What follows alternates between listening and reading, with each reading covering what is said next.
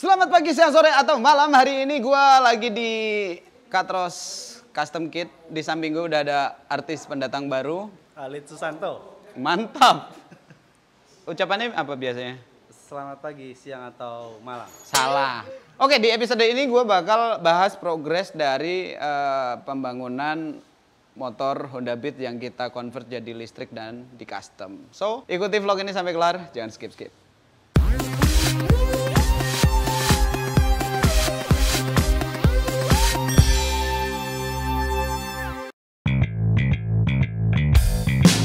Halo teman-teman, jadi di episode ini gue bakal ngajakin kalian untuk ngeliat update dari motor yang bakal gue jadiin giveaway ini. Semua detail dari motor ini bakal gue jelasin sama Ateng nanti. So stay tune di episode ini dan lihat semua syarat untuk dapetin motor ini. Good luck.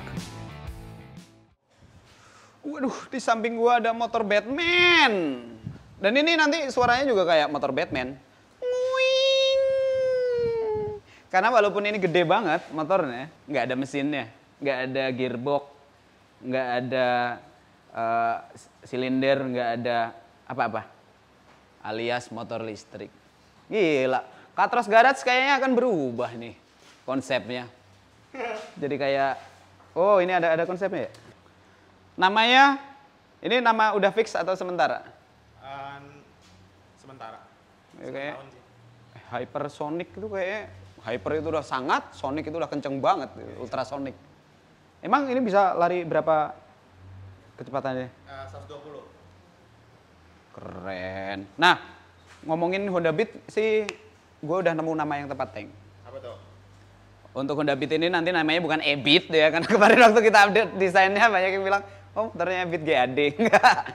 Ini namanya nanti adalah The Survivor. Kenapa begitu? Karena yang pertama adalah ini dibangun di masa pandemi. Yang kedua, ini motor yang dari buluk, dari udah lumayan hancur, dihidupin kembali, dikasih nyawa baru. Ya, itu namanya makanya The Survivor. Itu terlihat keren, terdengar keren karena bahasa Inggris. Kalau bahasa Jawa namanya selamat. Kayaknya frame aslinya yang dipertahankan cuman tinggal underbone doang ini ya. Ini asli. Ini asli. Ini asli. Ini asli. Belakang udah enggak. Iya. Ini enggak. Tambahan. Iya. Jadi lebih tebel, lebih gede, dimensinya juga. Wheelbase nambah juga bukan sih? Nambah mundur 5 cm. Nambah mundur 5 cm. Nambah mundur 5 cm. Jadi kayak segede ADV ya. Ah iya. Nah, ini bodinya. Ini bodinya kita pakai spot. Oh, template ya. Iya sih. Nah, ini banyak mungkin di sini ada yang bertanya nih kenapa pakai plat bakal jadi berat kan gitu ya. Sebenarnya enggak, karena body ini masih lebih enteng daripada mesin. Nah, ini kan mesin udah kita cabut. Iya, mesin aja udah berapa kilo itu? Berapa kilo? Jadinya kalau misalnya dihitung secara total motornya tetap jauh lebih ringan dibandingin motor yang konvensional yang sebelumnya. Ini mungkin kalau untuk misal banyak yang minat bisa bikin mass product ya? Bisa. Bisa untuk mall jadi kan gede. Bisa untuk mall ya berarti bodinya, karena keras kan. Mungkin lu mau bikin, tapi nggak usah pakai motor listrik, kita pakai motor Mio biasa aja, pakai mesin. Gitu. Oh memang dengan setup body seperti ini mesin asli masih bisa kepasang ya? Masih bisa. Cuman bahan belakang nggak bisa segede ini ya. Iya. Kalau mau lu bikin, kita jual di Katros Cycle. Itulah, gua tuh pengen mulai untuk kerjasama sama Ateng bikin motor-motor yang memang idealisme kita. Ya abis lu main mobil mulu sih, nggak jadi lagi. Masuk. Ini mesin Honda Beat yang udah nggak kepake sampai ke kaki-kaki udah nggak kita pakai lagi, jadi disimpan aja untuk proses legal nanti.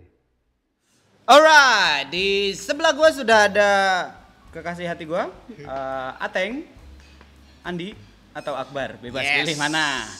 Ateng aja Ateng. Nah, di sini kita mau ngupdate ini Teng, progres pembangunan Honda Beat yang kita convert jadi listrik lalu di custom. Cool. Nah kira-kira setelah kurang lebih sebulanan ini apa aja yang udah dilakukan ke nih Honda Beat? Yang pertama pasti kaki-kaki kita udah setup ya. Ya. Kaki fork depan kita udah pasangin yang tipe upside down yang aslinya teleskopik, dan upside down-nya ini dia modelnya panjang.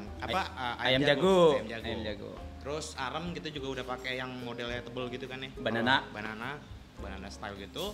Terus untuk hubnya karena ini motor listrik, mesin atau dinamonya itu kan ada di hub. Ya. Nah kita udah pasang tuh hubnya, roda belakangnya kita udah setup, yang depan juga kita setup. Sasis juga sekarang udah masuk ke 50% pengerjaan lah ya bagian sasis. Tadi yang gue lihat sih masih banyak kayak dilasnya tuh untuk ngeset presisinya dulu. Makanya belum dilas kuat gitu loh ya. Mati, makanya gue bilang 50%, tapi konstruksi keseluruhannya udah mulai kelihatan. Kalau body, ya karena ini bodinya dikit, sebenarnya sih udah 40% ya, tinggal yang detail-detailnya aja sih. Antara sambungan antara body. Fitting body. Nah, kemarin kalau ngomongin kendala ada nggak yang kira-kira cukup berat gitu? Susah ya. Yang susah tuh masang hub. Iya. Masang hubnya atau roda belakangnya itu diterapin di swing arm yang baru, karena ternyata kalau motor itu kan kita pakai as ya. Jadi nyopot roda itu kan asnya tinggal ditarik. Betul. Nah kalau ini di hubnya itu nggak pakai as. Jadi asnya itu udah nyatu sama si tromolnya. Nah ketika kita pasang di arm ternyata asnya kependekan. Armnya kelebaran gitu loh. Oke. Jadi kita harus tambahin ya bosingan lah, ada kita cari triknya gimana supaya bisa kepasang di armnya. Apalagi itu kan kalau nggak salah model motornya itu motor brushless namanya. Jadi bagian tengah ini bukan sebagai rotor, jadi tengahnya bukan yang muter luarnya. Untuk itu dudukannya itu harus kuat banget. Harus kuat. Untuk ngunci hubnya di swing arm. Kalau untuk masalah ini, masalah mesin aslinya itu benar-benar udah clear.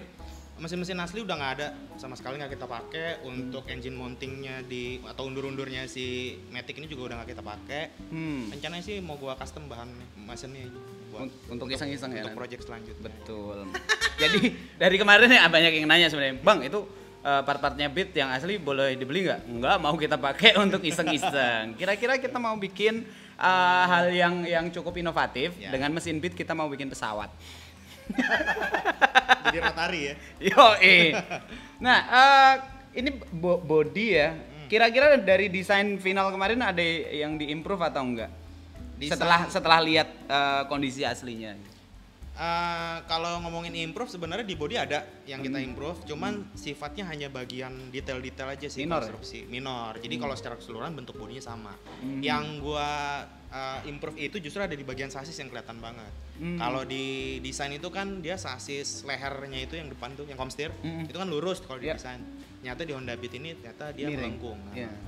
Nah itu aja sih. Tapi itu juga nggak, akhirnya kita putusin untuk nggak dibikin lurus kayak desain, karena gue pikir ya udahlah, nggak terlalu ini juga kan. Kalau untuk kaki-kaki gue yang penasaran nih, kan kemarin gue sebenarnya kekhawatiran gue adalah hubnya itu gede banget, Teng. Ketemu pelek yang sekarang itu bisa ketemu gitu? Bisa, cuma ya waktu itu gini, pas kita dapat hubnya kita putusin untuk pakai ring 14 kan.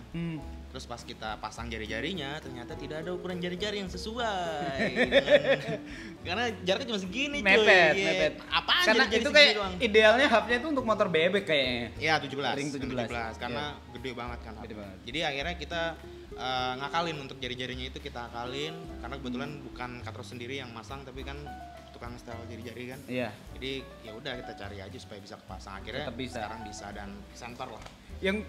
Terus impression gua soal kaki-kaki ini kelihatan gambot banget. Lu pakai apa aja sih untuk pelek, ban gitu-gitu? Velg yang pasti kita pakai aftermarket, aluminium. Yang depan itu 3 inci ya kalau nggak salah, yang belakang itu 4,5 inci. Gede banget ya. Lebar. Karena emang gua ngeliatin ini kan armnya juga udah lebar. Sebenarnya kan arm motor laki kan. Iya. Nah sayang kalau dipakai ban kecil. Betul. Jadi gua pasangin aja yang gambut 4,5 kalau nggak salah bannya. Terus kalau peleknya lebarnya 4,5, ring 14. Kalau untuk bannya gua pakai merek Pirelli dari Diablo Rosso.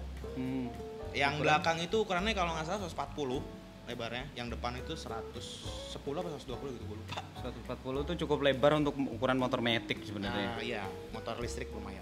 Iya, tapi maksud gue yang gue lihat ya, kemarin waktu mesin dilepas tuh kelihatan kopong banget gitu bagian belakang ya. Terus dengan diakalin pakai swing arm banana, ban yang lebih gede. Sekarang kelihatan motornya itu berotot. Berotot. Iya, padat, cakep.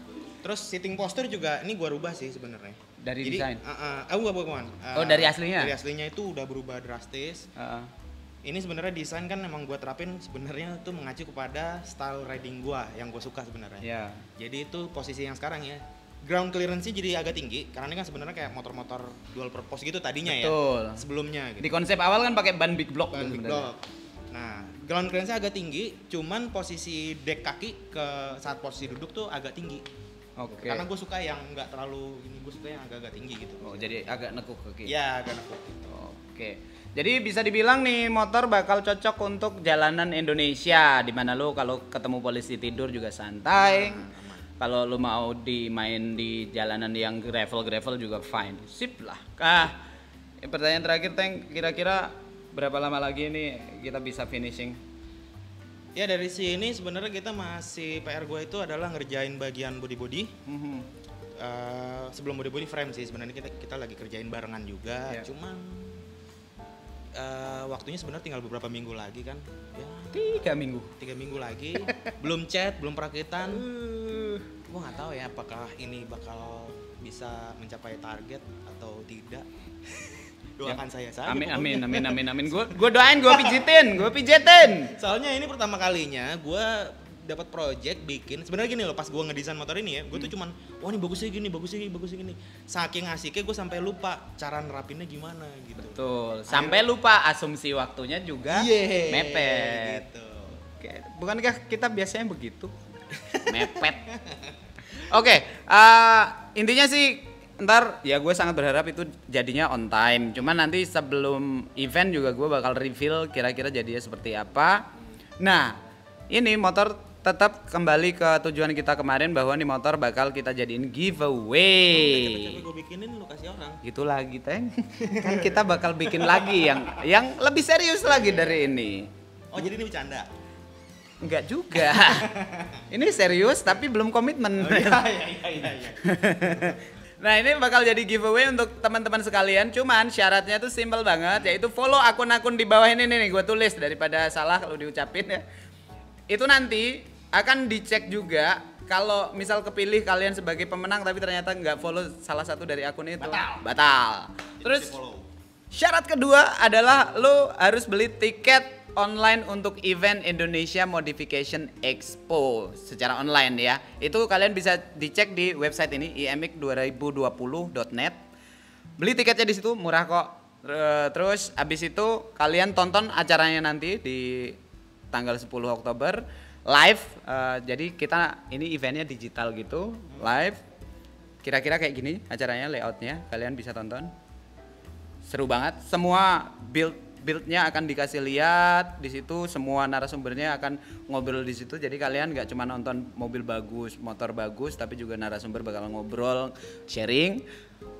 Habis itu kalau kalian udah nonton, kalian harus nonton sampai pengumuman ya, karena nanti pas pengumuman diumumin siapa pemenangnya akan dipanggil juga. Jadi beli tiket, follow akun-akun ini, tonton acaranya, dan siapa tahu kalian bisa menang.